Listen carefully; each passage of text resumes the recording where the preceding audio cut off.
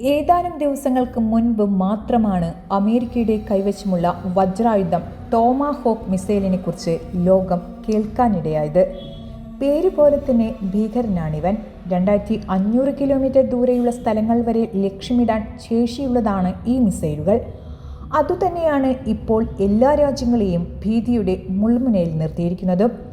എല്ലാ കാലാവസ്ഥയിലും പ്രയോഗിക്കാനാകും എന്നതാണ് ടോമാഹോക്ക് മിസൈലിൻ്റെ മറ്റൊരു പ്രത്യേകത. 20 അടി നീളമുള്ള ഈ ക്രൂയിസ് മിസൈലുകളുടെ ചിറകുകൾക്ക് മാത്രം 6.5 അടി വിസ്തൃതിയുണ്ട്.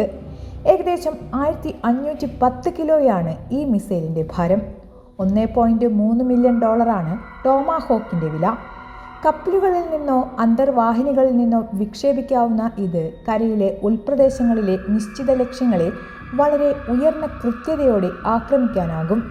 ഇത് വളരെ താഴ്ന്നു പറക്കുന്നതിനാൽ ശത്രു റഡാറുകൾക്ക് ഇത് കണ്ടെത്തുന്നത് വളരെയധികം ബുദ്ധിമുട്ടാണ്. ഇതൊരു സബ്സോണിക് മിസൈലും കൂടിയാണ്.